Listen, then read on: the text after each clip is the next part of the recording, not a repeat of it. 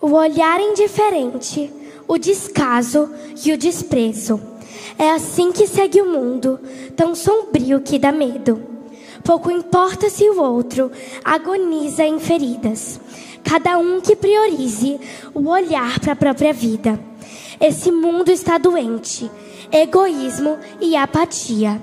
Mas existe um remédio que se chama empatia. Enxergar a dor do outro com um olhar de compaixão. Não chegar só com um discurso, mas lhe estender a mão. Mas que mero espectador, você é agente de cura. Sua ajuda é a resposta que alguém tanto procura.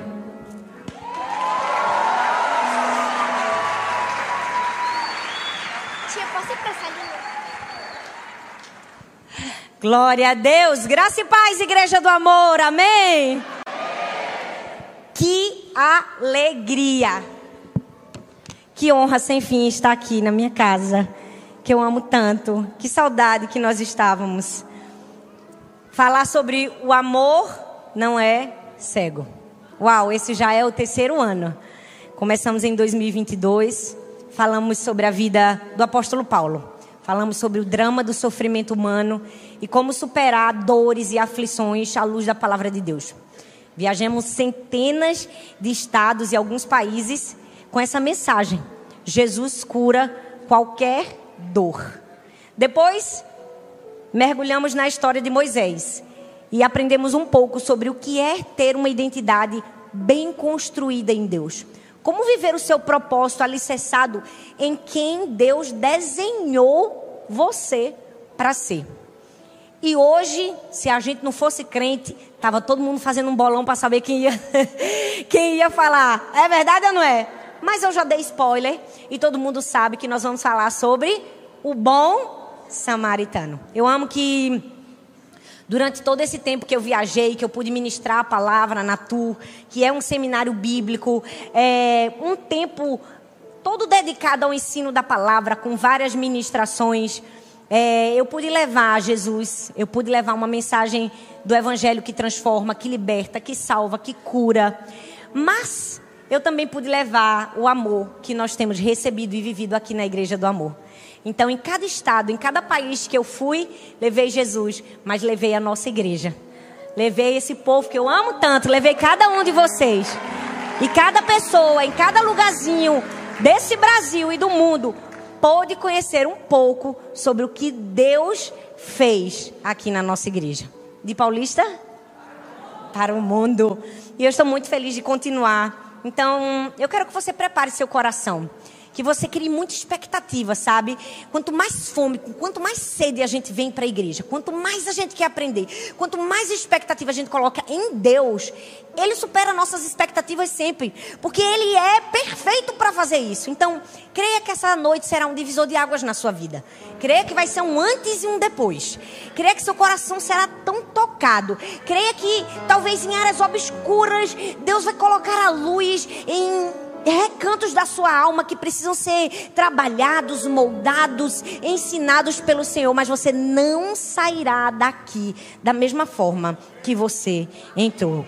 Então, nesse momento, eu queria te convidar a você fechar os olhos. Feche seus olhos, literalmente. Se você pode, feche seus olhos. O nome dessa tour é O Amor Não é Cego. E por um momento, nós vamos ficar aparentemente cegos. Eu não sei se você já teve essa sensação de passar por alguém e essa pessoa fingiu que não te viu. Não sei se já inclinaram o rosto para o outro lado para não falar com você. Colocaram uma venda imaginária nos olhos. A sensação de ser invisível, mesmo rodeada de uma multidão, é real e dói. Acredito que é assim que grande parte da maioria das pessoas se sente. Mas sabe, essa não é uma palavra apenas de acalento para a sua dor, mas é uma palavra de convite a um posicionamento, de ser diferente, de fazer diferente, de entregar não aquilo que você recebeu, mas de entregar amor. E se mesmo que por um acaso você esteja aqui e você se vê assim, invisível, imperceptível, não me percebem, você veio aqui hoje para ouvir, Deus te vê. E não somente Deus te vê, você veio aqui para aprender que você nunca vai permitir. Porque o amor não é cego. O amor enxerga, o amor percebe, o amor tem empatia.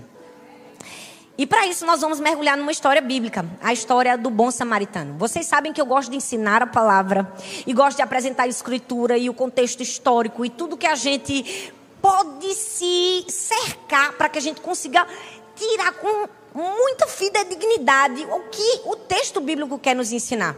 E a história do bom samaritano, ela acontece num momento em que Jesus estava entre os homens. E era uma época onde os mestres da lei, os doutores da lei, eles supervalorizavam uma linguagem muito culta, muito nobre, muito polida. Eles valorizavam um vocabulário, uma retórica. Eles valorizavam aquele ensino muito difícil, muito rebuscado, difícil compreensão. E eu amo que Jesus vem quebrando todos os paradigmas. No momento em que as pessoas supervalorizavam isso, como foi que Jesus ensinou o evangelho?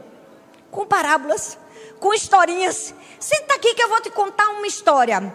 A história do filho pródigo. Senta aqui que eu vou te contar a história de uma mulher que perdeu uma dracma.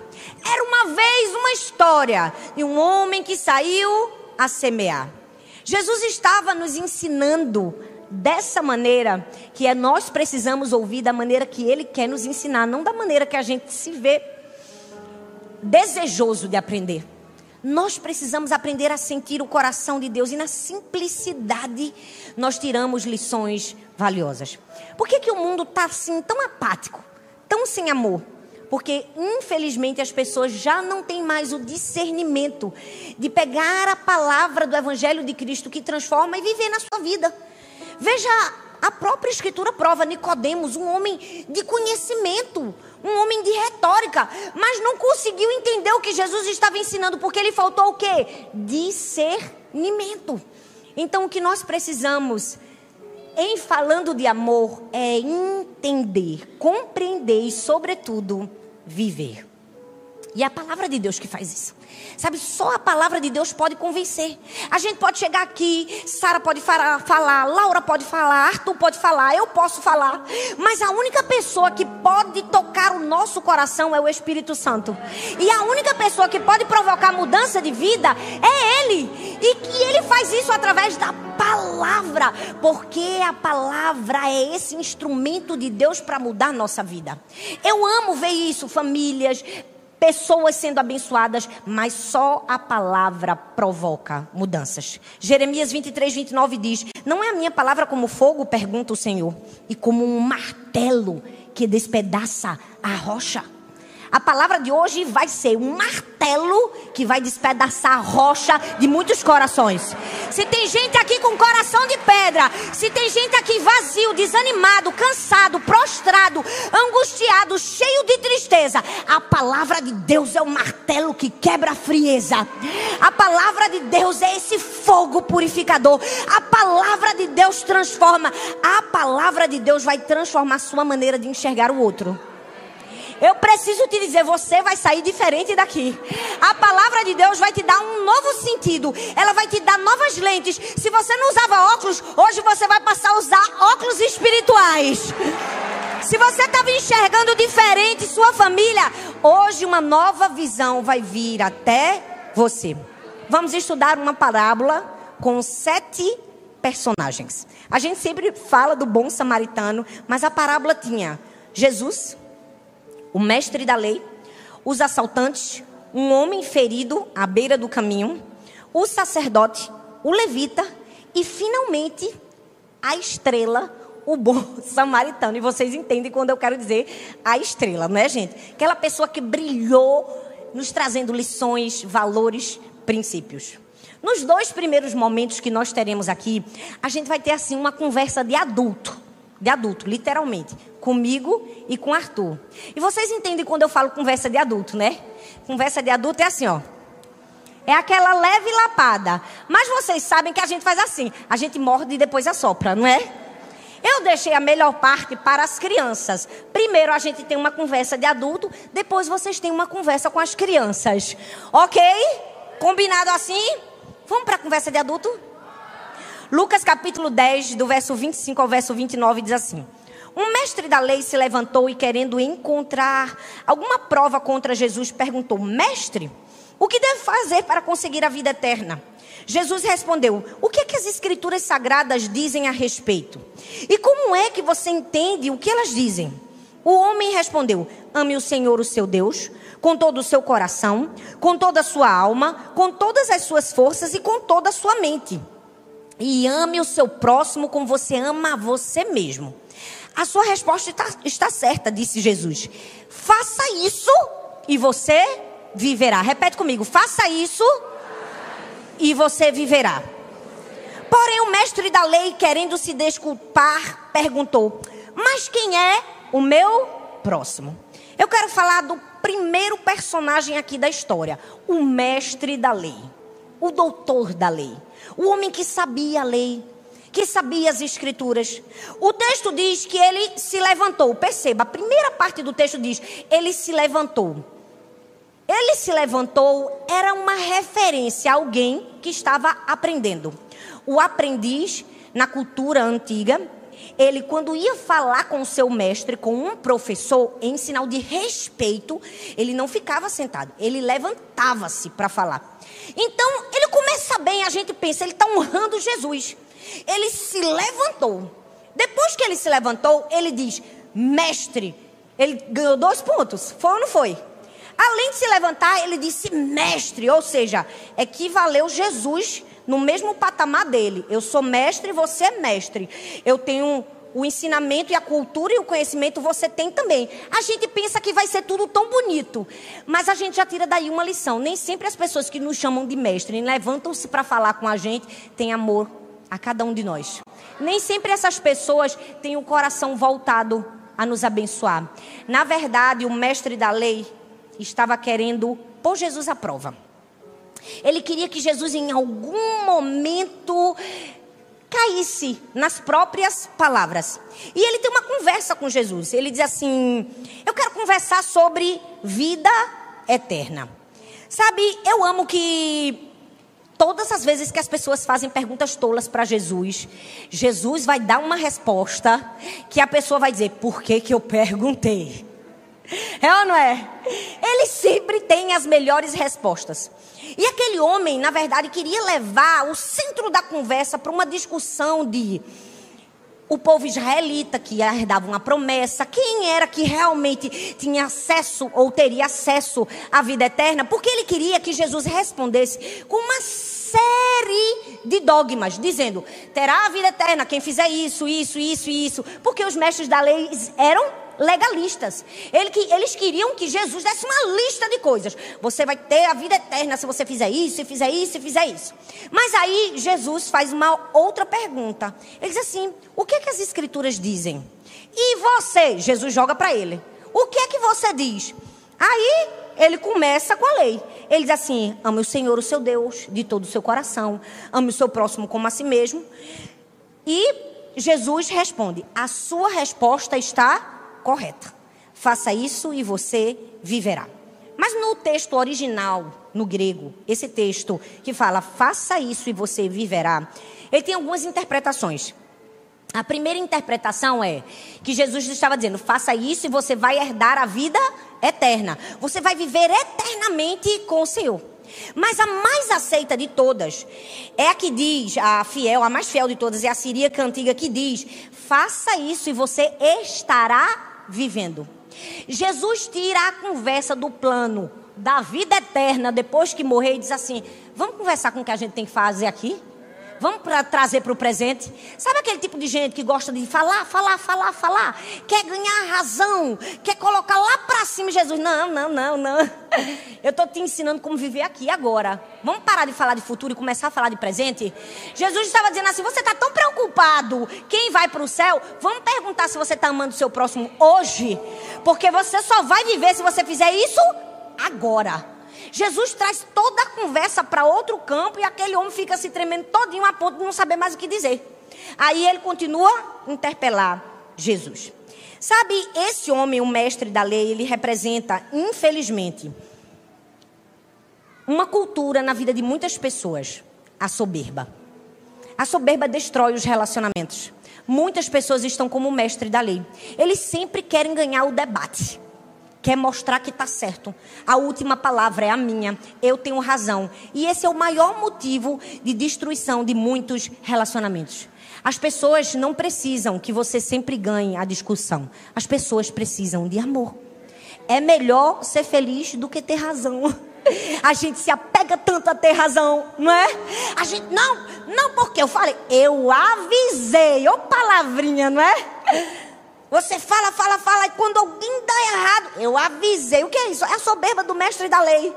É a soberba daquela pessoa que não se preocupa com o relacionamento, não se preocupa com as pessoas, quer ferir o outro, quer fazer o outro cair e ainda quer mostrar a sua superioridade. Nós estamos aqui para te dizer, o amor não é cego. E eu amo que Jesus nunca valorizou esse tipo de debate. Sempre que vinha alguém com muita conversa, Jesus disse assim, não, vem para cá. Eu vou te ensinar um caminho sobremodo excelente. Jesus estava o tempo todo nos ensinando sobre amor. E nós precisamos aprender que nos nossos relacionamentos, a gente não pode ser o mestre da lei. A gente não pode ser a pessoa que tem sempre o poder da palavra. Só eu estou certo, eu tenho a última palavra, eu sempre tenho razão. Nós precisamos aprender a ceder um pouco mais, não é verdade? Ah, mas eu estava certo. Mas o que custa você ceder? A gente não ensina isso aos filhos, né? O mais novo, aí Laura e Sara faz, mamãe, mas a Helena pegou e disse, mas o que custa ceder? Não é verdade? Isso também é amor. Ceder, está certo, ter razão, que não sejamos como o mestre da lei. Mas nós estamos aqui para aprender que a gente também não pode ser. Quem? O saqueador. Porque no meio de toda aquela parábola existia um homem à beira do caminho. Jesus estava contando para as pessoas essa história. Ele havia sido ferido, machucado e passou vários assaltantes. A figura dos saqueadores. E os saqueadores tiraram daquele homem, ao invés de ajudar. Quando a conversa continua, ele diz assim, mas quem é o meu próximo? Em resposta, Jesus disse, um homem descia de Jerusalém para Jericó, quando caiu nas mãos de assaltantes. Eles lhe tiraram as roupas, espancaram-no e deixaram-no quase morto. Talvez você diga, está um pouco pesado. Tá, essa parte fica, mas calma, vai melhorar. Quem eram os saqueadores? Os saqueadores eram conhecidos como os piratas terrestres. Eles colhiam o que eles não tinham plantado, eles usufruíam de algo que não era deles. Eles viviam de tirar do outro aquilo que não lhes pertencia. Então eles fizeram isso com esse homem. Eles tiraram tudo que ele tinha, espancaram ele, deixaram ele a ponto de estar morto. E você me pergunta, o que é que o saqueador tem a ver comigo? Às vezes muita coisa. Nós estamos saqueando do outro a paz. Nós estamos saqueando do outro a alegria. Nós estamos saqueando do outro a autoestima. Nós estamos saqueando do outro o encorajamento. Nós estamos saqueando do outro o humor. Nós estamos saqueando do outro a capacidade e o tempo para buscar a Deus. Nós estamos saqueando do outro posses. Nós não podemos ser um saqueador nos nossos relacionamentos. Jamais, jamais, jamais. Sabe, eu amo que Jesus não se importa. Aquela multidão que estava ouvindo aquela historinha era formada basicamente de judeus. O judeu era brigado com o samaritano. Eram os inimigos. E Jesus nem se importou de contar uma história onde o judeu estava tendo um aspecto negativo e o samaritano tendo um aspecto positivo. Por quê? Porque Jesus não se preocupa com aquilo que nós queremos ouvir. Ele se preocupa com aquilo que nós precisamos ouvir. Jesus não vai passar a mão na nossa cabeça. Jesus não vai dizer assim, eita, o auditório só tem judeu, vou falar bem dos judeus, para eu sair bem na palestra. Não. O auditório estava cheio de judeus. Ele disse assim, vou falar mal do judeu, vou colocar o samaritano no lugar que ele precisa, para que o judeu aprenda. Às vezes a gente vem para a igreja, a gente só quer ser afagado, né? Mas Jesus está dizendo assim, eu não ensino o que você quer ouvir, eu ensino o que você precisa ouvir. Tem horas que nesse momento a mulher bate no marido, oh Deus, fala. Não, Deus veio falar com todo mundo. Deus veio falar com o homem, com a mulher, com a criança, com o adolescente, com o jovem, com o idoso, com o casado, com o divorciado, com a solteira. Deus veio falar com todos nós. Por quê? Porque o mundo está apático e nós somos a resposta de Deus para o mundo. Nós precisamos ser uma resposta de amor, de alívio. A gente não pode ser o saqueador. Infelizmente, muitos cristãos estão sendo verdadeiros saqueadores. A indiferença não permite ver o outro. Não permite ver que o outro está em sofrimento e reclama. Você só vive chorando. Você só vive de cara emburrada dentro de casa. Por quê? Porque está saqueando. Já não tem alegria. Vai puxando o resto que não tem. Você consegue perceber? Essa é a tônica que nós estamos vivendo. E todos nós precisamos ouvir essa mensagem. Todos nós precisamos ouvir. Aqui não tem nenhuma quarta pessoa da Trindade. Todos nós somos pessoas. Somos seres humanos. Estamos aqui para aprender, para crescer, para melhorar, para amar mais, para ouvir mais, para entregar mais. Nunca para roubar. O saqueador roubou. É o tipo de pessoa que vive para mandar, fala de maneira grosseira. Quem manda nessa casa sou eu. Não é? O saqueador. Se tiver que comprar alguma coisa, vai ter que me pedir. É um saqueador. Tudo isso foi por sua culpa. É um saqueador. Eu ganho mais do que você. É um saqueador. Você sabe qual é a minha patente? É um saqueador. Eu sou o chefe e você é o empregado. É um saqueador. Eu sou formado e você não é formado. É um saqueador. Eu já vi tantas pessoas serem expostas por pessoas que deveriam amar e proteger. Eu já fui em lugares que quando a mulher ia comer, o marido dizia: para de comer que você está muito gorda. O que é isso? Um saqueador. O mundo está cheio de saqueadores, mas nós não estamos aqui para sermos saqueadores. E por fim, essa história nos ensina que a gente não deve jamais deixar que a intimidade roube a honra. Às vezes a intimidade rouba a honra. A gente está tão acostumado com aquela pessoa, né? A gente convive com aquela pessoa. A gente acorda com ela. A gente vai dormir com ela. A gente trabalha com ela todos os dias. A gente encontra sempre. A gente tem intimidade com a pessoa. E a intimidade rouba a honra. A gente acha que porque tem intimidade a gente pode falar como quer. A gente pode agir como quer.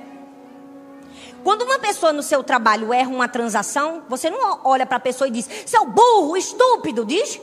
Por que às vezes a gente acha que tem direito de fazer isso dentro de casa? Na família? Ou com relacionamentos mais próximos? Por que as pessoas que estão lá fora, nós temos uma tendência de tratar com mais amor, sendo que na verdade quem fica com a gente até o fim é quem está dentro? Por que com as pessoas lá fora a gente é tão polido, sendo que é quem está do lado da gente que conhece a gente de verdade? Que se você ficar doente, não é aquela pessoa que você foi tão educado e polido que vai ficar com você no hospital. Não deixe a intimidade roubar a honra. Porque você é íntimo, não te dá o direito de você destratar. A Bíblia diz em 1 Coríntios capítulo 13, versículo 5: não maltrata, não procura os seus próprios interesses, não se ira facilmente, não guarda rancor. Esse é o amor que nós precisamos entregar uns aos outros. Não um amor de superioridade, não um amor de eu sou melhor, eu sei mais. Não um amor para roubar, para saquear, mas um amor que entende o propósito. Eu vejo que a tônica desse mundo, infelizmente, é eu quero vencer para mostrar a todos que venci. Isso não é o evangelho de Cristo Jesus. A tônica desse mundo é: me feriram, mas eu vou dar a volta por cima e todos vão de vir. Não. Nós precisamos entender que o nosso propósito tem muito mais a ver do que cumprir a vontade de Deus, do que mostrar para as pessoas. Esté foi levantada como rainha. E Amã fez de tudo para matar ela e todo o seu povo. Mas ela não estava lá: eu vou matar Amã. Amã vai ver o que ele fez. Ele se levantou contra o Deus de Israel. Ela estava preocupada em matar Amã? Não, ela estava preocupada em cumprir o seu propósito. Deus te trouxe aqui porque talvez você foi ferido por alguém. e toda a sua preocupação é vencer, dar certo, que aquela pessoa pague pelo que ela fez. Não. Nosso propósito é amar. Nosso propósito é fazer a vontade de Deus. E o que Ele quiser fazer, Ele fará. Porque nós não somos cegos. Nós enxergamos o outro. Amém? Nós nos colocamos no lugar do outro. Nós calçamos o sapato uns dos outros. Essa noite é um convite. Nós queremos te convidar a calçar as sandálias dos outros. Se colocar na posição das outras pessoas.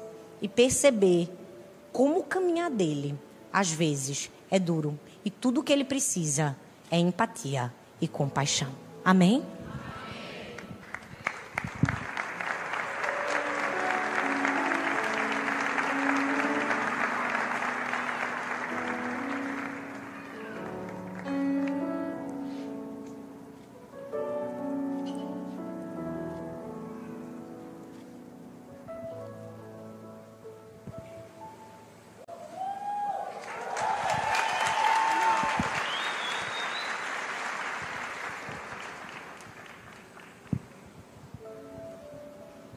A estrada dessa vida tem suas curvas e perigos. Em sua margem, alguns feridos, procurando por abrigo. Estendidos pelo chão, agonizam em sua dor. Fazem prece em silêncio, para que alguém lhes dê amor. Eu não posso olhar para isso e fingir indiferença. Não é isso que eu aprendo com o Deus da minha crença. Num lugar de escassez, que eu seja como fonte. Entre Deus e quem precisa, que eu seja sempre ponte.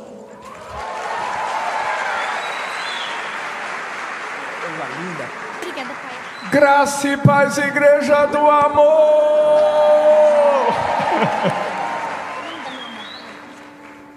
Eu vou prometer uma coisa a vocês. Eu vou ser o que menos vai falar. Até porque mulher fala mais do que homem. Como eu não tenho a capacidade de falar como Thalita, na velocidade 2.0, e ainda vai ter Sarinha.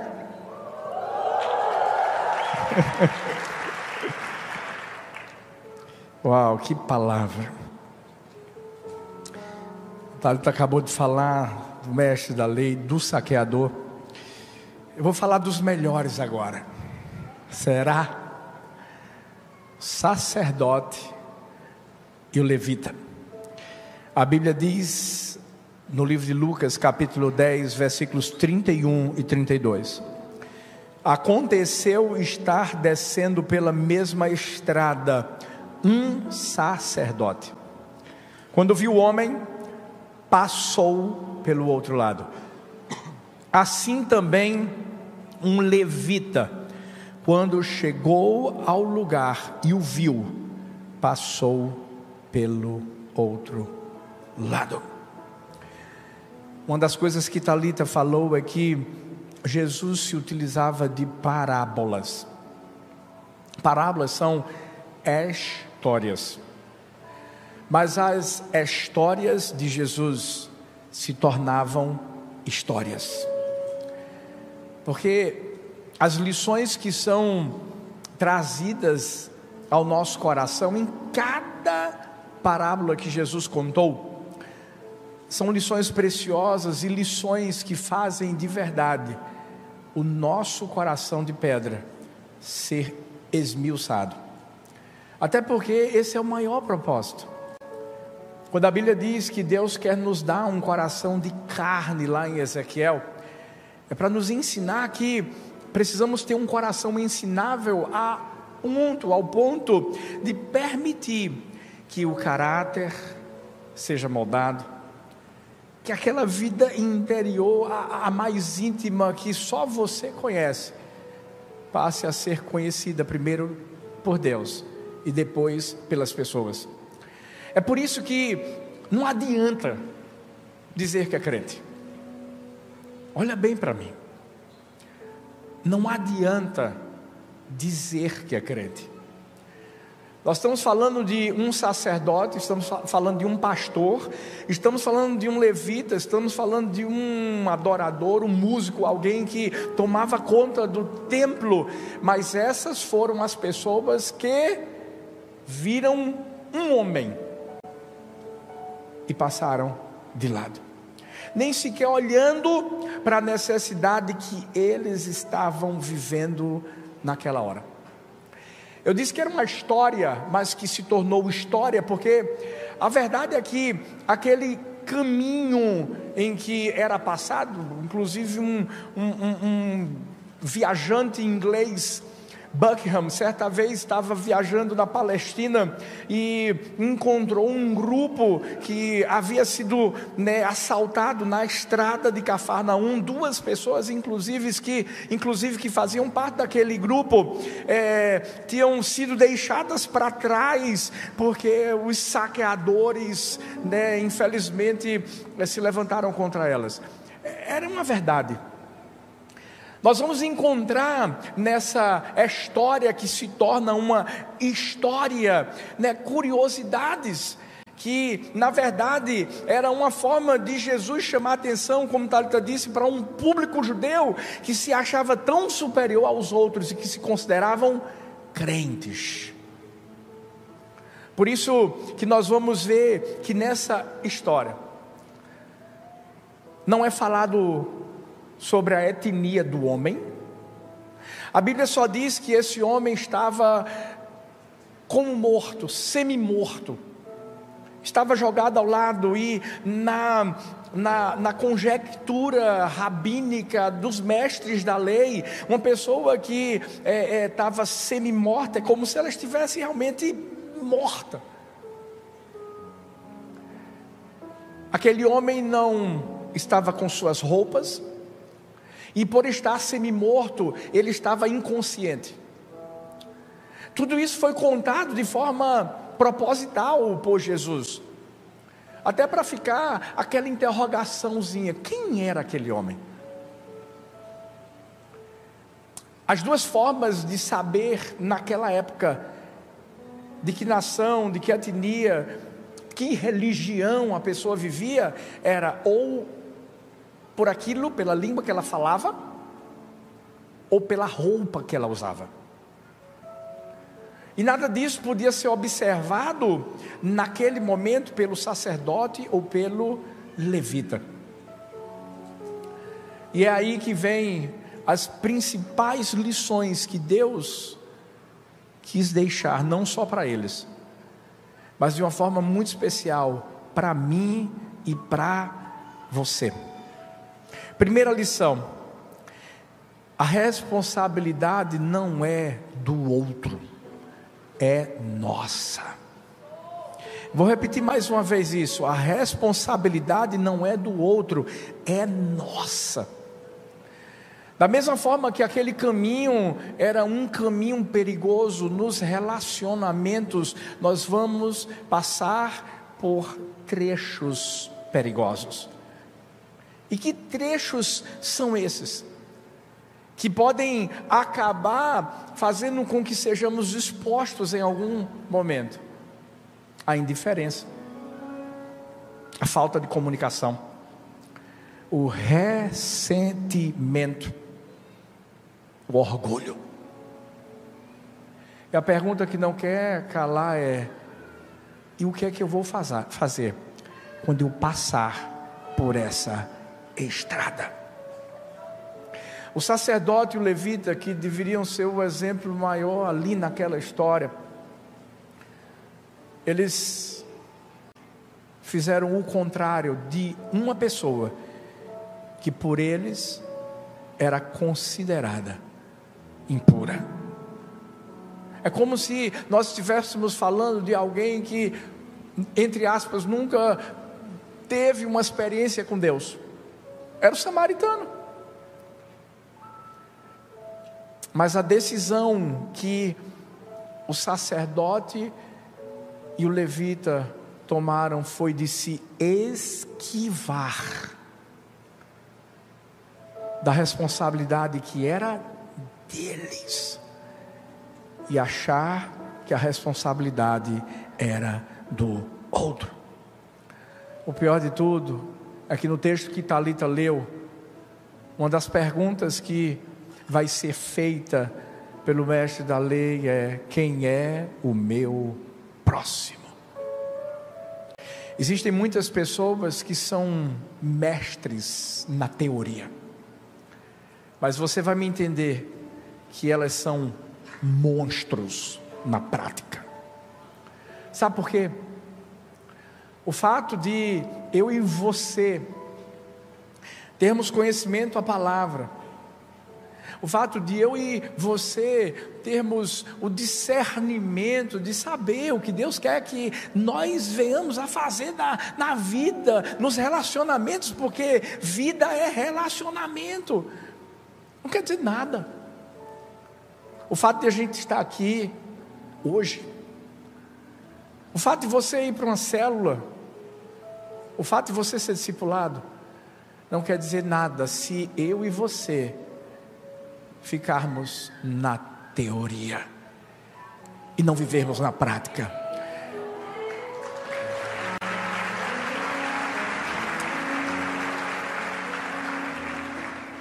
Muitos estão querendo ir para o céu,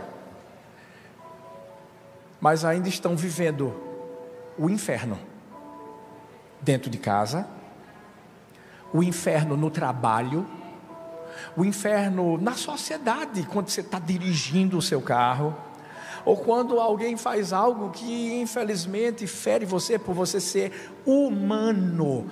Por isso que Deus, Jesus, tirou aquele homem do céu e trouxe para a terra, para na verdade mostrar que se ele continuasse vivendo dessa forma, ele ia descer um pouco mais. E sabe, hoje Deus de verdade quer abrir os olhos do nosso entendimento, do nosso coração. E para isso a gente tem que sair do abstrato e a gente tem que viver o concreto. A responsabilidade é minha. Muitos dizem assim: mas é porque é o meu esposo, mas é porque é a minha esposa, mas é porque é o meu patrão, mas é porque é o meu líder, mas é porque é o meu pastor. Deixa eu dizer uma coisa: pega um espelho e olha para você, porque se você melhorar, o outro vai melhorar. Se você fizer o que é certo, o outro vai fazer o que é certo. Sabe por quê? Vamos falar do levita? O sacerdote foi na frente. E eu acredito piamente que, por mais que talvez o sacerdote tenha ido na frente, talvez o levita estava atrás e estava vendo o sacerdote.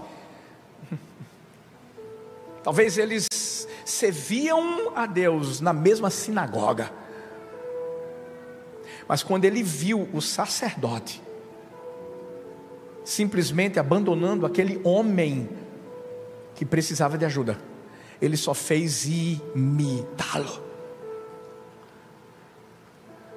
Às vezes a gente pensa que quem está aqui nesse púlpito é a única pessoa que é vista. Talvez você pense assim: não, o pastor tem que ser um exemplo, o líder tem que ser. Deixa eu te dizer uma coisa: eu e você somos filhos de Deus. Sabe o que isso significa? É que a gente carrega esse DNA de amor do nosso Pai. E qual é o desejo do coração do nosso Pai? É que onde a gente for, as pessoas possam apontar o dedo para a gente e dizer assim: eu vou imitá-lo, eu vou imitá-la. É esse tipo de esposo que eu quero ser, é esse tipo de esposa que eu quero ser, é esse tipo de pai que eu quero ser, é esse tipo de filho que eu quero ser, é esse tipo de patrão. Ei, às vezes a gente acha que não, mas as pessoas estão olhando para nós. Ei, os nossos filhos estão olhando para nós. E eles vão acabar sendo um reflexo daquilo que nós estamos manifestando. Qual a decisão que eu vou tomar? Será que eu vou fazer só porque fulano é ruim? Pastor, mas o senhor não sabe. Esse homem aí, que meu esposo é sua graça. Mas o meu patrão, o senhor não tem ideia, ele está tentando me derrubar. Deixa eu te dizer uma coisa. O amor cobre multidões de pecados. Sabe por quê? Antes de a gente apontar o dedo para esposo, para esposa, para filho, para pai, etc., ei, aponta para você mesmo. Porque quando você e eu estávamos mortos nos nossos delitos e pecados, um pai olhou para mim e para você e disse assim: eu vou acreditar nele, eu não vou desistir dela, eu vou transformar a vida dele, eu vou transformar a vida dela, para que depois a família toda possa ser alcançada, para que depois o pessoal do trabalho possa ser alcançado, para que depois uma cidade possa ser alcançada, para que depois uma nação possa ser alcançada, para que depois o mundo possa ser alcançado. Eu quero encerrar contando uma história que não é a história. Eu me lembro como se fosse hoje, quando nós estávamos no templinho. O templinho naquela época não tinha ar-condicionado. A gente tinha umas cadeirinhas de plástico. Bem na frente do templo tinha um vizinho. Eu não sei a razão, mas todo domingo ele gostava de colocar uma musiquinha brega. Reginaldo Rossi. E nesse momento era o momento do culto. E é como se houvesse uma competição. Porque enquanto a gente tentava louvar e o nosso som não era bom, como é hoje. Naquela época, as portas tinham que ficar abertas. Minhas filhotas estão aí que sabem que estão desde o começo. Porque senão, gente, a gente seria conhecido como a fornalha do amor. Ou a sauna do amor. Quando eu começava o culto, ele ligava o rádio lá, o som, e ele gostava de um churrasquinho. Então, sabe aquele momento que Salomão está consagrando o templo e a fumaça desce? Era mais ou menos isso. Era eu pregando, a fumaça do churrasco entrando, o pessoal meio que ficando assim, sabe? Eu não sei se eu presto atenção na mensagem ou se no churrasco. Tinha aqueles que tinham acabado de se converter, não sabia se cantava o louvor da igreja ou de Reginaldo Rossi.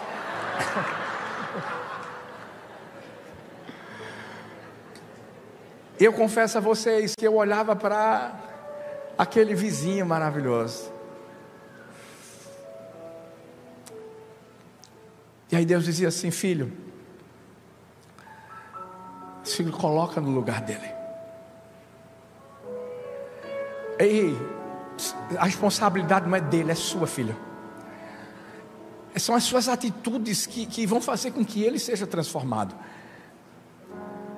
Porque se fosse outra pessoa, e às vezes isso está acontecendo, infelizmente. Tem esposa fazendo jejum, corrente de oração, dizendo: Deus, leva o meu amado. Já viveu muito tempo comigo, deixa ele ficar com o senhor um pouquinho, que aí o senhor dá jeito dele. A verdade é que talvez você está no seu trabalho, você está, sabe, orando contra as pessoas que trabalham com você. Você quer que elas vão para o inferno? Ou o amor que você recebeu é o amor que você vai dar? Eu lembro que Ronaldo acabava o culto, ele já tinha bebido tudo e todas. E ele olhava para mim. Acho que a irmã dele deve estar aí. Eu não sei se ele está hoje, mas se não vier hoje, ele vem amanhã. Se não, vem na quarta. E eu já sei que é ele, porque quando ele chega, ele já me agarra ali assim, ó. Acabava o culto, eu falava: e aí, Rona? Pastor, como foi o churrasquinho aí? Bom demais. Tem um pouquinho aqui. Vem cá. Eu disse: não, vem cá. Eu já acreditava, quando ele pisasse lá, ele já ia ficar, a unção ia cair, é feito no alto unção. E ele ia lá para dentro, bêbado, fedendo. Eu colocava uma cadeirinha aqui, e aí ele vinha com churrasco. Aqui, pastor, tá com fome? Eu estou morrendo. Depois que prega, é muita fome. Aí ele trazia o quê? Asa de galinha. Bora comer, Rona. Algumas vezes isso se repetiu, até que um dia ele entrou no culto, na hora do culto. Ele estava bem assim, sabe, para lá de Bagdá. Sentou. Eu fiquei feliz porque nunca tinha visto ele no culto. Eu preguei. Ele dormiu o culto todo. E na hora do apelo, aquele momento, quando eu faço 1, 2, 3, quem é que levanta a mão? Parecia que era o Espírito Santo que entrou e fez assim: Rona levantou a mão. Eu disse: meu Deus, o Senhor faz o impossível. E ele veio, ele orou. No outro domingo voltou, bêbado, pegou um papelzinho. Ele gostava de música, você sabe disso, né? Pro Reginaldo Rossi, né? E ele disse assim: pastor, as músicas do louvor de hoje. Segundo culto, já liderava o louvor, estava uma maravilha. Como eu sabia que ele ia despencar, de tão bêbado que estava, então eu não colocava as músicas dele. E ele continuou vindo. Às vezes que ele não vinha, tinha um bar, Calabar. Quem lembra desse lugar? Misericórdia. Ele ia jogar uma sinuquinha, queria beber um negocinho. Eu sentia falta. E aí quando acabava o culto, cadê ele? Estava no bar. Eu já tinha dado o carro para o pessoal pegar as irmãzinhas da igreja, então eu corri até ele: Rona, cadê tu, filho? Ele: pastor, ele fedendo, todo, vem cá, dá um abraço aqui. Eu abraçava ele. Disse: tu vem no próximo culto. Tu vai na célula, vice. Eu vou, pastor, eu vou. Até que um dia ele chegou para mim e disse assim: pastor, eu quero mudar de verdade. Pastor, eu nunca mais vou beber. Nunca mais vou beber. Só no dia do meu aniversário. Está chegando aí, pastor. Já deixei umas cervejinhas lá na geladeira. Deixa lá. Eu lembro que eu olhei para ele e disse assim: Rona, em nome de Jesus, Rona, nem no dia do teu aniversário, rapaz. Eu fui no dia do aniversário dele. Sabe, Rona é assim, todo torado feito eu, bem musculoso. E ver aquele troglodita na minha frente chorando e dizendo: obrigado, pastor, porque o senhor não desistiu de mim. Obrigado, pastor.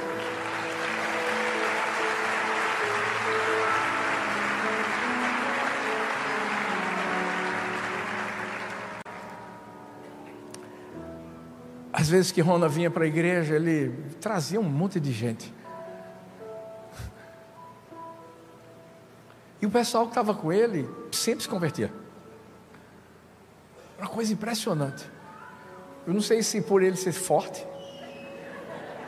E na hora do apelo, ele só olhava para o pessoal e dizia assim: é agora. Isso, levanta a mão.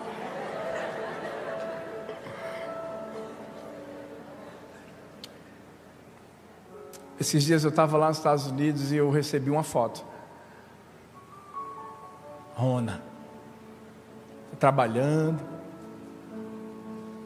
Toda vez que eu estou aqui, os guardiões já sabem. Se chegar um homem forte, bem forte, e querer me agarrar, esse pode.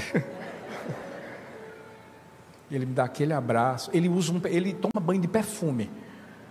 Aí bota, deixa o perfume em mim. Puf. Filhos, a responsabilidade é nossa. Agora, pois, permanecem a fé, a esperança e o amor. O maior destes é o amor.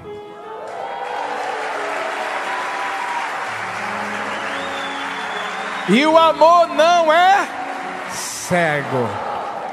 Mas não esquece. Coloca o sapato do outro. Se coloca no lugar do outro. Não queira amar o outro do jeito que você acha que ele ou você deve amá-lo. Ame-o da forma que Deus vai dizer para você. Porque quando você fizer isso, pode ter certeza de uma coisa: não só aquela pessoa vai ser transformada, mas vai ser uma semente que vai produzir muito fruto e que vai deixar um legado. Amo vocês.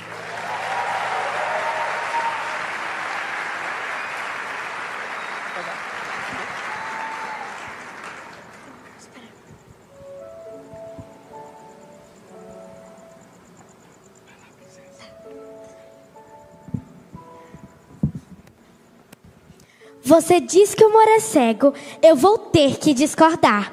Você pode resistir, mas eu posso lhe provar. Eu expresso meu amor através da minha fala, mas sem minha atitude, ele não vale de nada. O amor enxergador, a real necessidade, e não fique indiferente, se aproxima de verdade. Ele é um compromisso com a dor que não é minha. Ele arranca o egoísmo como faz com erva daninha. Você pode ser profeta, pregador ou ovelhinha. Lembre-se do que disse Paulo: sem amor nada seria.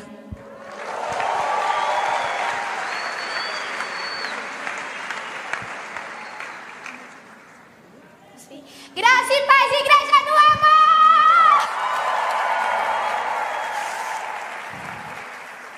Meu nome é Sara.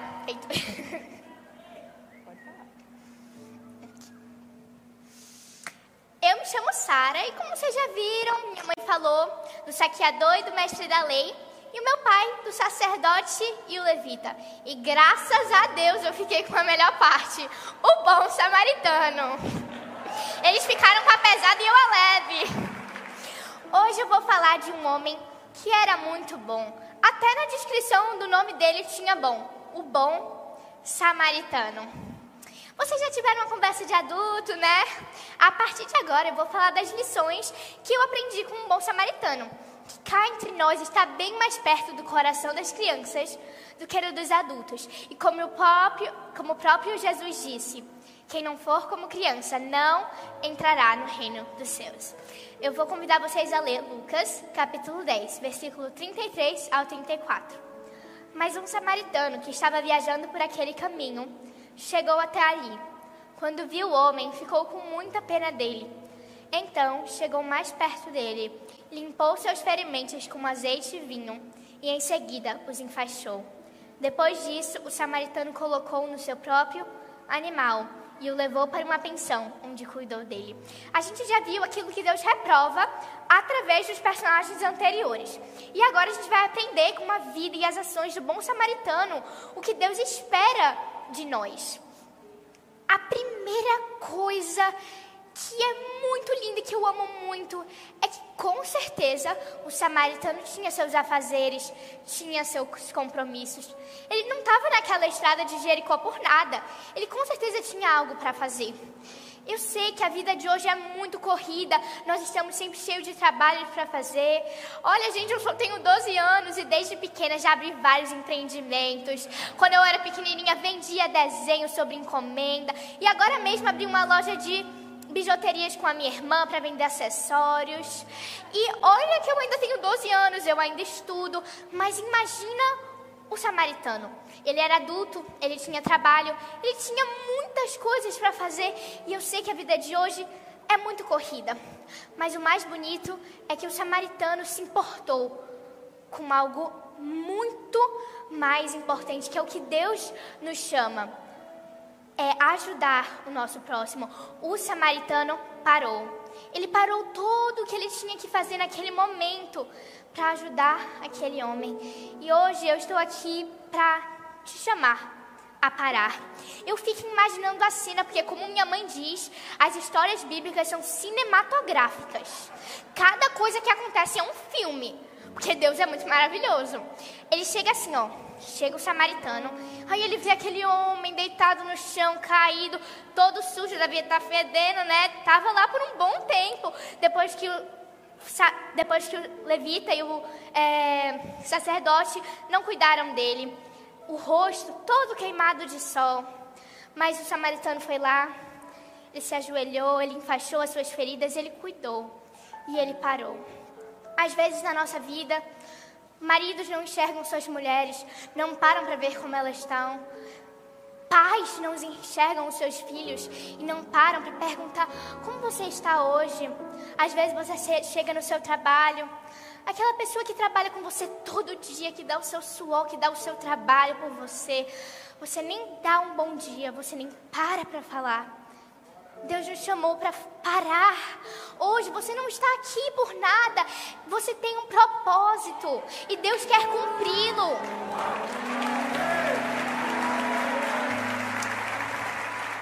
Hoje em dia as pessoas querem viver num mundo diferente.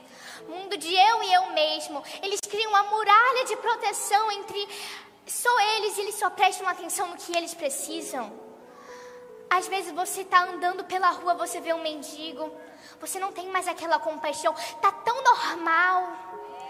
normal ver que você não tem misericórdia, você não tem empatia.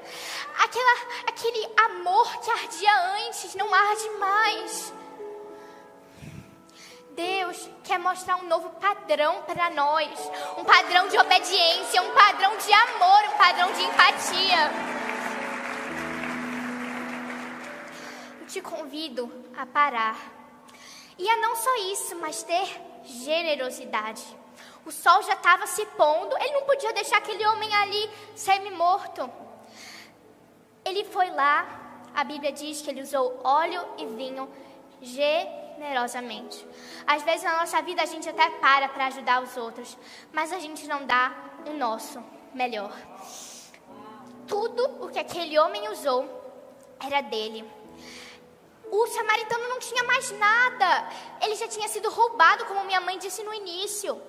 Tudo que o bom samaritano estava usando era suas provisões. Ele estava pegando o que era dele e dando para o outro. E você? Você quer pegar o que é seu e dar para o outro? Ou você quer ficar só para você? Você quer dar o seu vinho, dar o seu óleo com generosidade? Ou você quer usar um conta-gotas? Só um pouquinho para ele.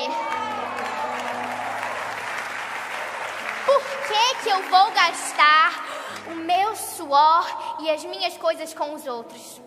O mundo tem uma soberba de que só ele merece o que ele tem.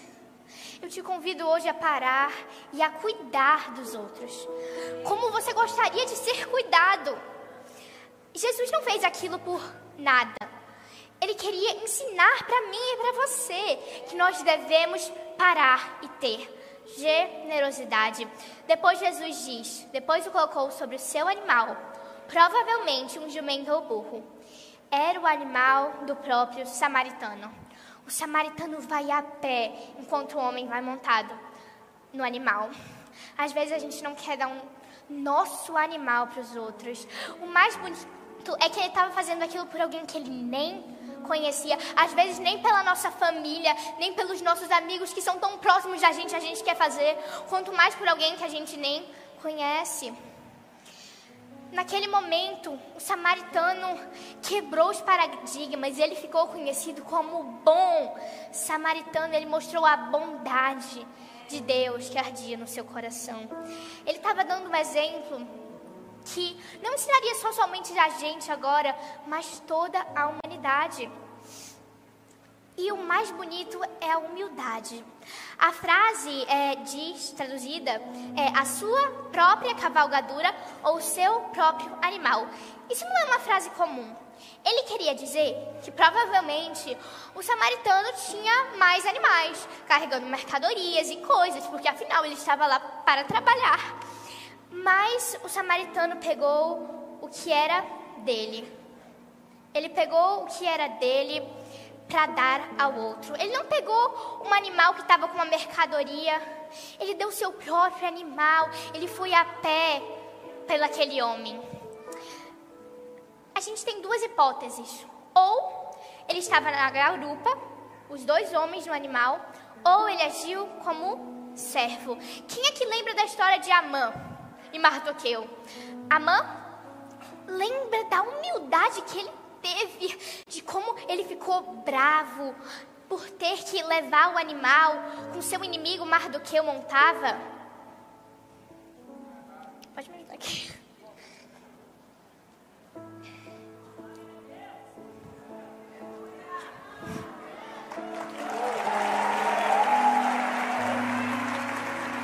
Obrigada, tia.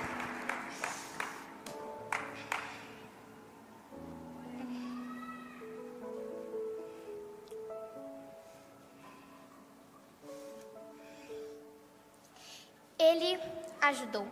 E isso é muito importante, porque às vezes a gente quer agir sempre como Senhor. Às vezes a gente nos acha tão superior. Às vezes a gente acha, mas eu sou o chefe aqui. Eu estou de bem, estou andando pelo meu caminho. Esse homem está à beira da morte. O que eu tenho de parecido com ele? Ele não é nada comparado a mim. Que frase horrível. Quem é ele comparado a mim? Não foi isso. O samaritano agiu como servo. Lembre-se, sempre é o servo que puxa o cavalo, não o Senhor.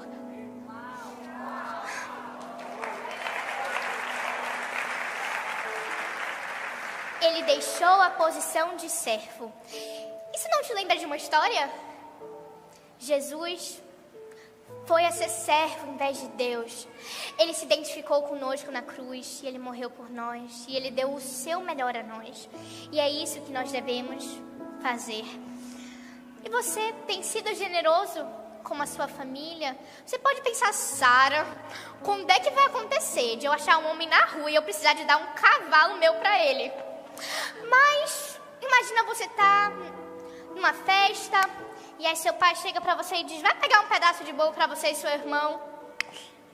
Aí você vê que claramente tem aquela fatia. A fatia de bolo maior. Pra quem que você vai dar a fatia? Pro seu irmão? Ou você vai ficar pra você? Eu sei uma coisa muito simples. Mas Jesus nos ensina na simplicidade. Nós temos que aprender que às vezes nós exigimos muito das pessoas e não queremos dar. Os filhos exigem muito dos seus pais e não procuram ajudar com o que precisam. Às vezes você pede tanto aquele tênis, aquela roupa nova, que seu pai se esforça para te dar, mas você não lava a louça, não faz uma massagem. Isso eu não estou falando só para vocês, crianças e adolescentes que estão aqui. Eu falo para mim, eu falo para todos nós, porque isso é uma lição para pessoas que precisam aprender a amar. E amar acima das diferenças. O mais bonito é que ninguém estava olhando. Tem uma frase que meu líder de célula, tio Jalber, sempre fala. Eu quero ser quem eu sou, quando ninguém estava olhando. Aparentemente, ninguém viu o que aquele homem fez. Agora, imagina se o sacerdote e o levita estivessem ali, só olhando. Talvez o samaritano tivesse pensado, eles estão me olhando, né? Eu vou ter que mostrar para eles que eu sou melhor. Eu sou um samaritano, mas eu vou fazer a coisa certa só para mostrar para eles que eu sou melhor. Às vezes a gente faz isso na nossa vida, às vezes a gente vê aquela pessoa lá que está precisando de ajuda e você nem quer ajudar. Mas quando você vê sua mãe, seu pai, seu professor estão olhando. Quando você vê, seus amigos estão olhando. E você quer fazer por interesse. Mas não, o samaritano fez aquilo por amor, não por interesse próprio. E é assim que nós devemos ser. E nós devemos amar acima das diferenças. Outra grande lição que o samaritano nos deu é que ele era muito diferente daquele homem. Quando eu digo muito, é muito mesmo. Enquanto um não tinha nada para oferecer, tinha tudo para oferecer, o outro nada para retribuir. Enquanto um era um judeu, o outro era um samaritano. Enquanto um estava de boa, cuidando dos seus negócios pela estrada, o outro estava à beira da morte. E às vezes nós brasileiros não entendemos como é ter essa guerra, ter esse conflito entre outros países. Mas eu vou explicar um pouquinho para você como era a situação dos judeus e dos samaritanos. Os judeus tinham os samaritanos como hereges, como uma seita. E para eles, os hereges e os membros de seita eram mais desprezíveis que os incrédulos, que os ateus. Existia um ditado que dizia: aquele que come pão dos samaritanos é como aquele que come carne de porco. Eita, carne de porco, calma, Sara, eu não posso mais comer linguiça? Não, não é isso. É que naquela época, os judeus, como sua própria religião, não comiam carne de porco, eles achavam uma coisa suja, uma coisa imunda. Então era assim como eles achavam que os samaritanos eram sujos, imundos. Um estudioso dessas duas culturas fez uma observação. Todo dia, os samaritanos eram amaldiçoados publicamente nas sinagogas, nos templos. Diariamente era feita uma oração, uma petição a Deus para que os samaritanos não fossem parte do reino de Deus. Quem aqui uma vez, criança e adolescente, estava na escola, aquela pessoa que você não gosta, e pensou: Deus, por favor, que ela não vá para o céu, que ela não saia bem nessa prova. Ou você, adulto, está no seu trabalho, aquela pessoa que se acha melhor do que você, que às vezes faz aquelas coisas que você não gosta.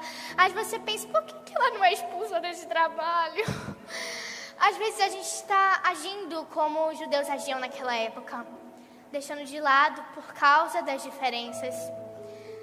Sabe, como minha mãe tinha dito, Jesus poderia ter contado aquela história como o judeu herói, como o judeu ajudando um odiado samaritano.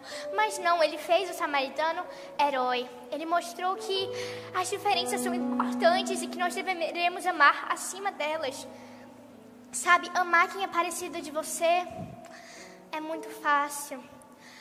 Com as diferenças, as pessoas criam barreiras entre si, elas julgam umas às outras. E eu sei que é triste, mas isso pode acontecer e acontece dentro das casas, nas famílias. O que a gente precisa entender é que a gente não pode esperar que o próximo seja uma cópia fiel nossa. Um robô que gosta das mesmas coisas e faz as mesmas coisas que a gente não é. As diferenças são importantes. A gente tem que entender que quando as diferenças aparecerem, e elas vão aparecer quando a gente menos imaginar, nós devemos estar preparados. Se você quer amar apenas alguém que se pareça com você em tudo, isso não é amor, é narcisismo.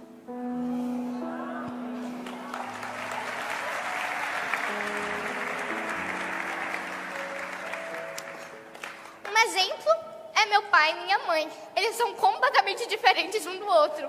A mesma coisa com eu e minhas irmãs. Enquanto minha mãe está sempre a 2000, toda animada, meu pai já é mais calmo. E às vezes as pessoas pensam: eles não devem se dar bem, mas não. Por quê? Porque essa é a beleza.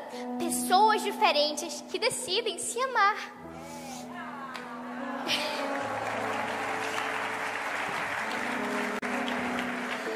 É preciso ter muita paciência, muita mesmo, mas como minha mãe diz, você vai dar conta.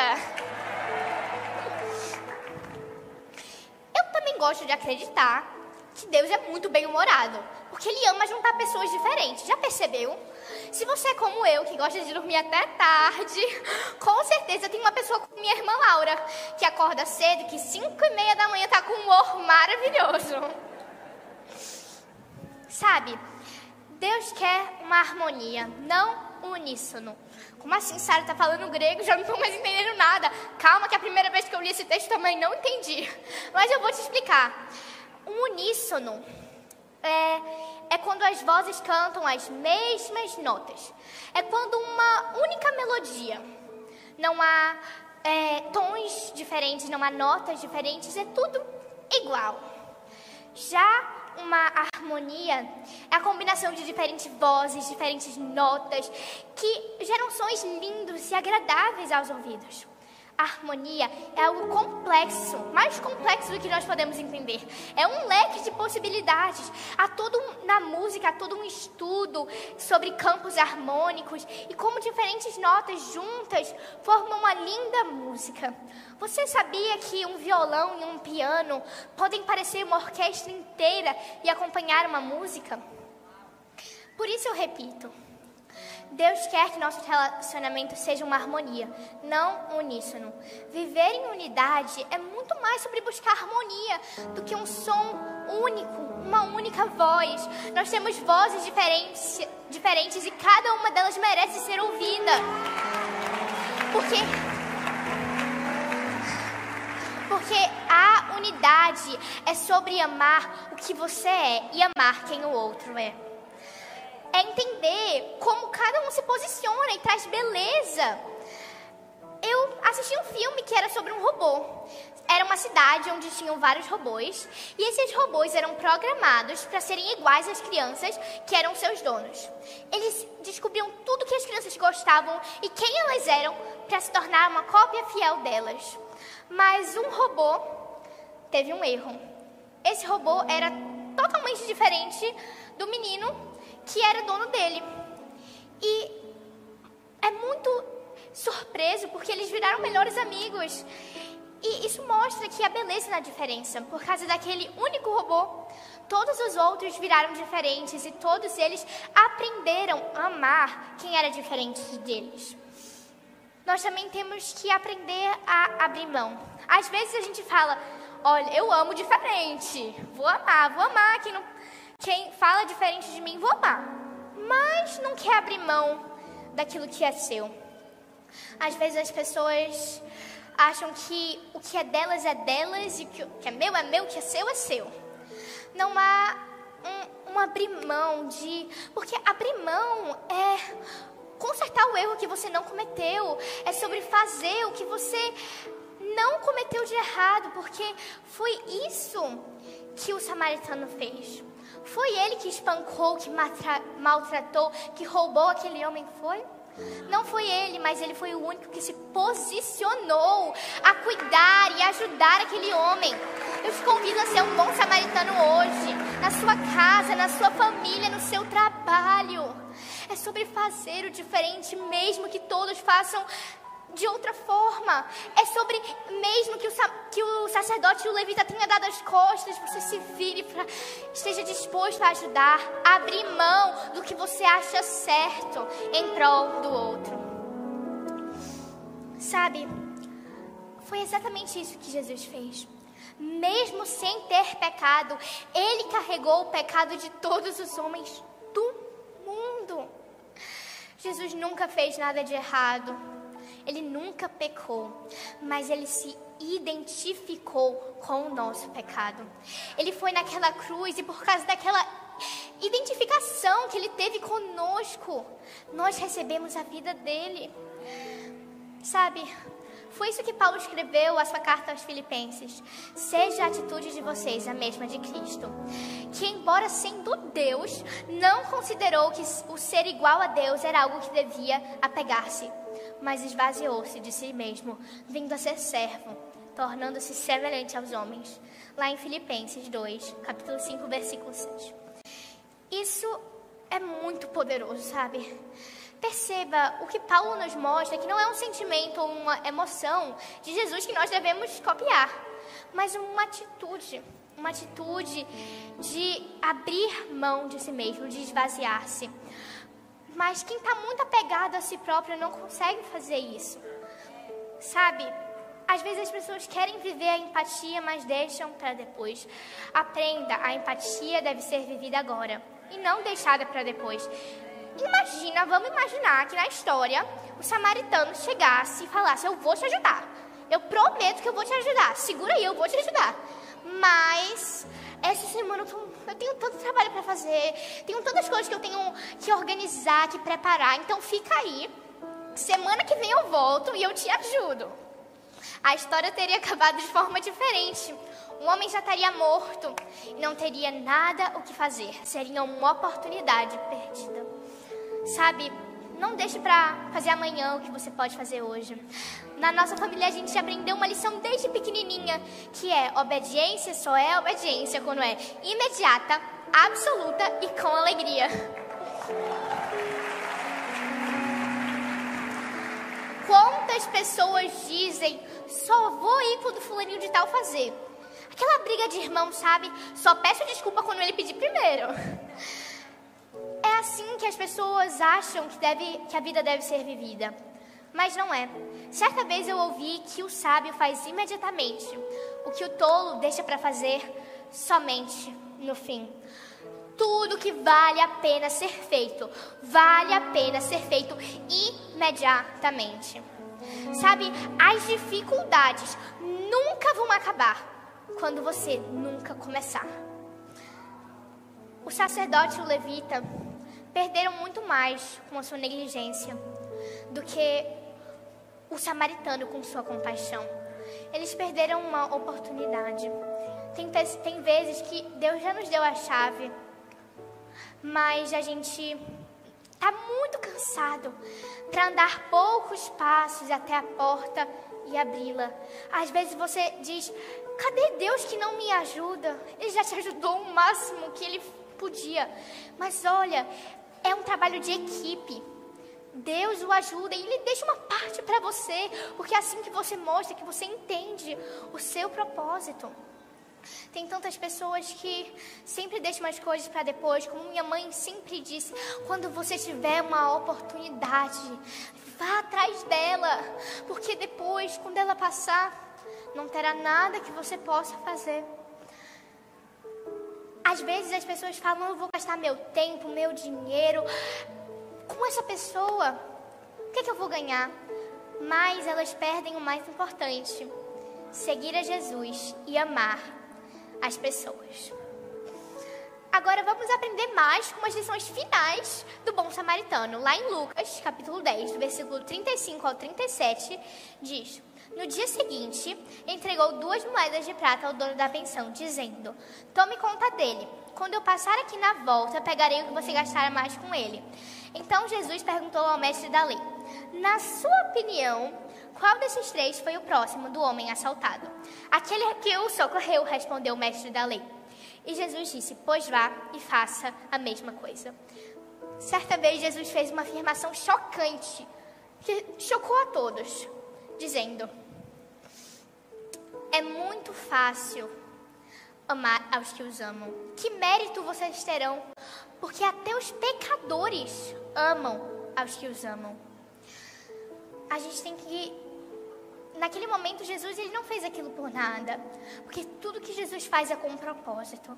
Ele estava estabelecendo um novo padrão a ser seguido para os seus seguidores. Ele estava dizendo: assim como eu fiz, faça você mesmo. Ele estava nos ensinando que devemos amar indistintamente, porque é assim que o Pai nos ama. Nesse trecho de Lucas, a gente vê Jesus descrevendo o reino do céu, de Deus, e a forma como a gente tem que viver nele. Ele traça esse perfil para nós podermos entender que, para poder pertencer a Ele, nós temos que agir como Ele. Porque se você é filho de Deus, você precisa amar como Ele ama. Deus ama todas as pessoas, sem distinção. Amar não é o mesmo que concordar e pensar do mesmo jeito que a pessoa pensa. Amar é sobre ver o outro como Deus vê e agir de acordo com essa visão, com o caráter do nosso Pai. Nós devemos amar cada pessoa na terra, porque o amor de Deus não tem limites. Jesus amou a prostituta, Jesus amou Judas que o traiu e Pedro que o negou. Jesus amou aquelas pessoas que naquele momento de tanta dor na cruz caçoavam e zombavam dele. Mas Jesus disse: Pai, perdoa-os, porque não sabem o que fazem. Jesus estava dando um exemplo que deve ser seguido por nós. Somos nós, os seus discípulos, que devemos seguir o seu exemplo. Às vezes as pessoas falam: eu escolho quem senta à minha mesa. Jesus sentou com João, seu discípulo querido, mas ele sentou com Judas, que o traiu. Ele lavou os pés dos 2 discípulos, porque Jesus queria nos ensinar a amar. Mesmo que a pessoa não ame, ame. Mostre com as suas atitudes, com as suas ações, o caráter de Deus. Deus nos chamou para sermos seus discípulos. Jesus nos encaminhou uma missão, um propósito. Só basta a nós tomar a atitude de segui-la, seguir esse propósito que Ele tem para nós. Às vezes as pessoas falam: mas Sara, ele era Jesus. Você não me conhece, você não sabe os problemas e as coisas que eu passo. Então eu faço para você hoje uma pergunta que eu creio que vai mudar tudo. Quem mora dentro de você? Se não é o próprio Jesus que habita no seu coração. Ele te deu esse amor. Quando você está conectado com Jesus que está dentro de você, você ganha seu amor, sua paz, sua sabedoria, sua graça, seu perdão. E a lista é infinita, porque naquele momento que você se coloca naquela tarefa frustrada, que você quer fazer do seu jeito, nada dá certo. Construir uma vida e amar sem Jesus é como fazer um bolo sem ingredientes. Nada sai da prateleira. Uma vez eu acordei, era sábado de manhã e eu estava muito animada. Eu tinha dormido até tarde, eu não tinha escola. E eu estava com uma vontade, sabe aquela vontade de comer uma coisa boa? Aí eu abri a despensa e eu vi que tinha massa de panqueca. Aí eu, epa, vou fazer uma panqueca no café da manhã. Chegou eu e a minha irmã, a gente foi fazer a panqueca. Tava já com o pote com o pó da panqueca, só precisava colocar leite e ovos. Quando a gente abriu a geladeira, não tinha. Só era um pó. Não tinha como fazer a panqueca tão sonhada no café da manhã. Às vezes na nossa vida, como a gente tenta fazer as coisas sem Deus, não dá certo. Porque Jesus é o ingrediente principal da nossa receita.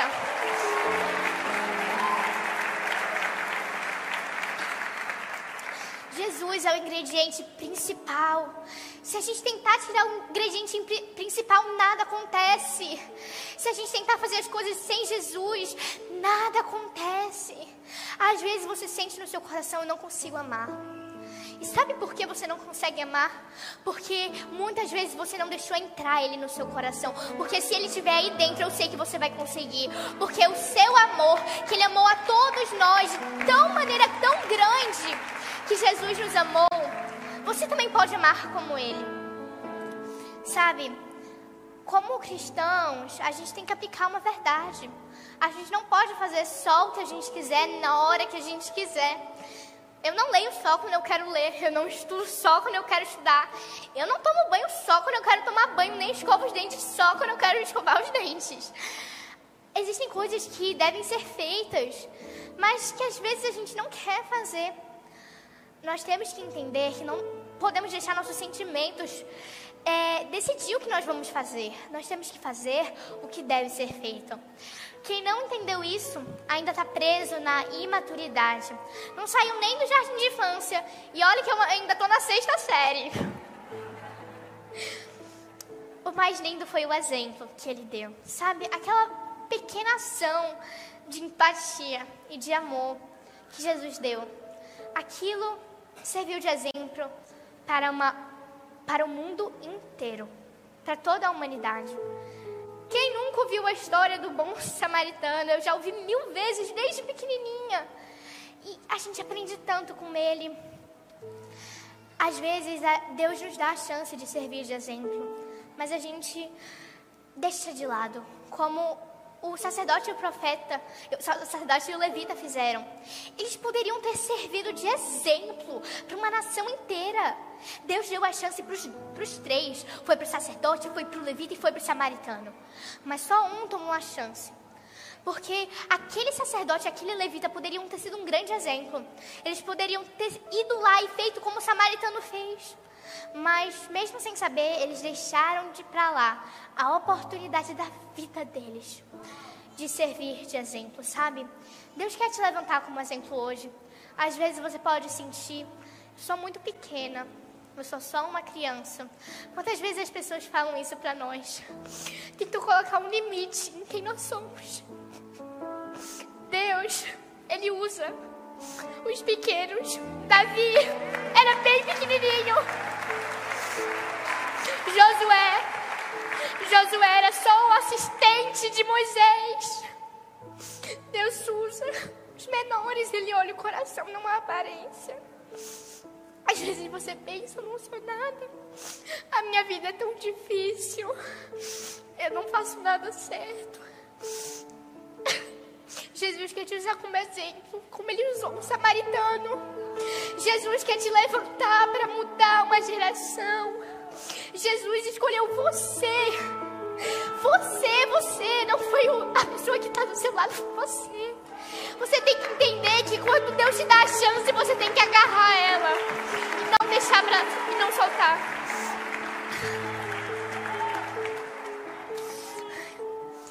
Deus quer usar você. Você só precisa agarrar o seu propósito e não deixar para lá. Tudo vai começar quando você decide amar. Uma vez disse Mike Murdock, a sua relevância não está na sua semelhança com o outro, mas sim no seu ponto de diferença. Porque é na diferença onde mora a oportunidade de fazer o que é certo.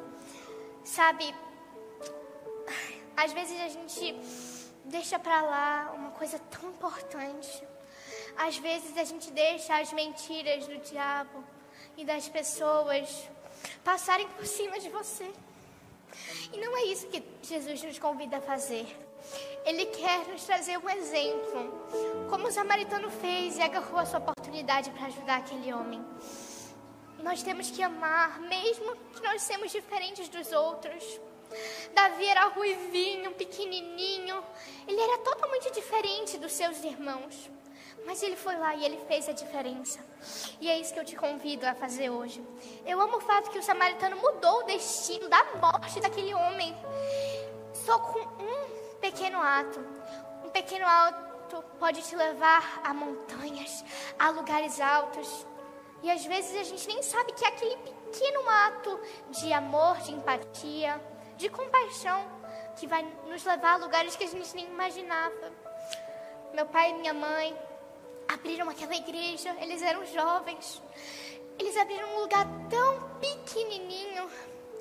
As pessoas que passavam diziam, Paulista, o que deu na cabeça de vocês? O que vocês acham que estão fazendo? Mas a pequena ação de obedecer, o que Deus mandou eles fazerem, foi o que os levou agora a esse templo grande e todas essas igrejas espalhadas pelo Brasil e pelo mundo.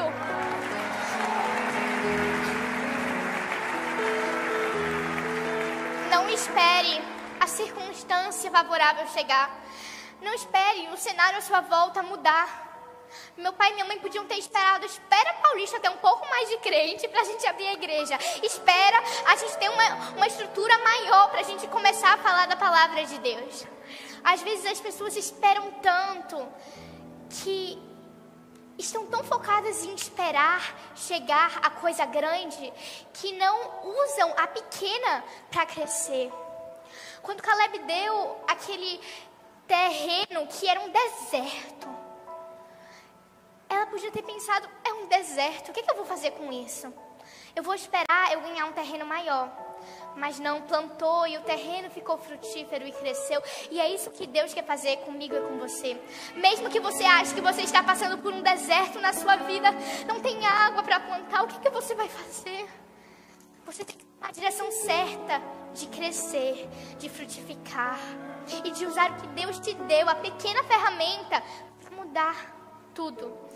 Porque se você tiver um coração disposto a obedecer, você consegue amar. E você ama sem medidas. É isso que Deus quer de nós, que nós obedecemos. Porque só a obediência de um pode mudar o mundo inteiro. Porque o amor não é cego. Jesus termina essa história, essa parábola, dizendo: vá e faça você mesmo. Então, faça o mesmo. É isso que eu te convido a fazer agora. Para terminar essa história, essa pregação, essa tour, eu te convido a fazer o mesmo. A não deixar o que vocês aprenderam aqui passar por uma orelha e sair pela outra. A começar a agir, a chegar na sua casa e agir de modo diferente. É isso que Jesus convidou você a fazer. E é isso que eu te convido a fazer nesse momento. Porque o amor não é cego.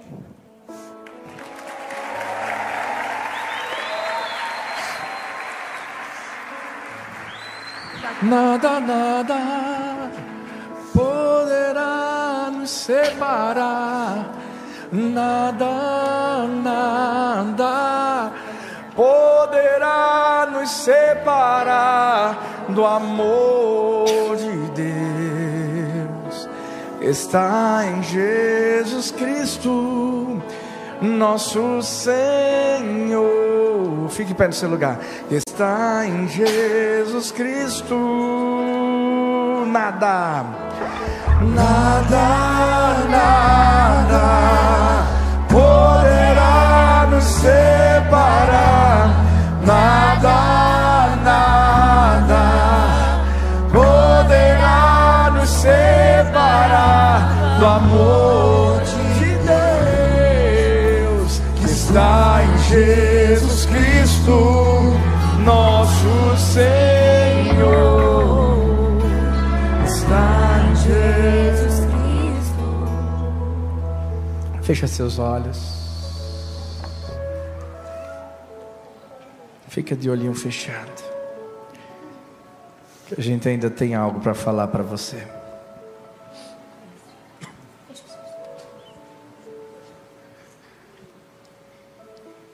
Entregar o próprio filho para morrer por toda a gente.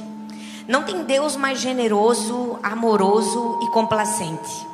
Mas tem algo nessa história que me chama a atenção. Como tantos dos seus filhos não exercem compaixão. Por direito e pela lógica, não herdaram o seu caráter?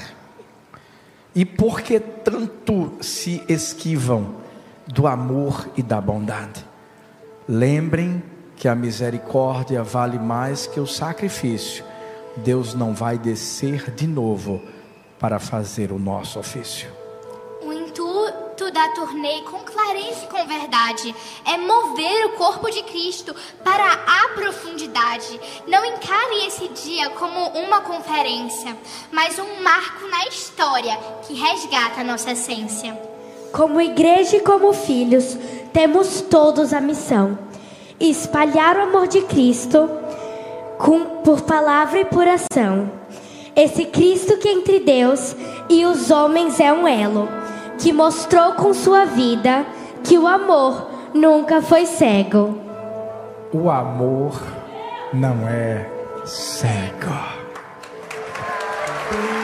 Nada, nada poderá nos separar. Nada, nada poderá nos separar do amor de Deus que está em Jesus Cristo, nosso Senhor,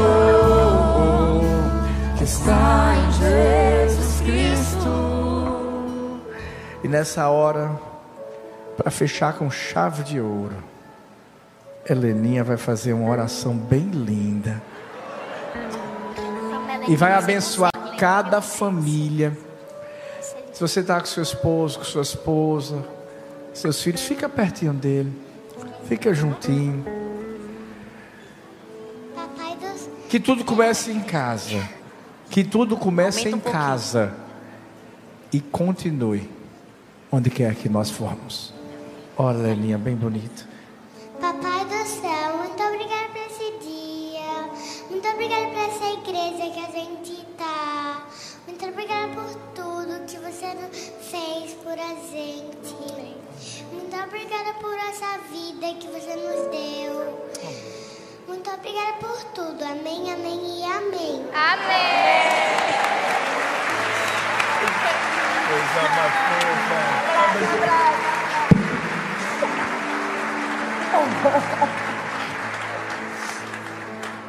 Uau, que palavra incrível nós acabamos de receber, não é verdade? Agora imagine levar essa mensagem transformadora para dentro do seu casamento. Por isso eu te apresento o livro O Amor Não é Cego, uma ferramenta prática e transformadora que vai ajudar você e o seu cônjuge a superar os desafios da vida a dois. Com ele, a falta de comunicação dará espaço a diálogos com propósito. A sobrecarga vai se transformar num ambiente de cooperação. E onde havia críticas, nascerá a empatia. Mais do que um livro, O Amor Não é Cego é um convite para alinhar o seu relacionamento ao plano perfeito de Deus para a família. Então não perde tempo, adquire já o seu exemplar pelo link que está na descrição ou pelo site que está aparecendo na tela. E não se esqueça, o amor não é cego.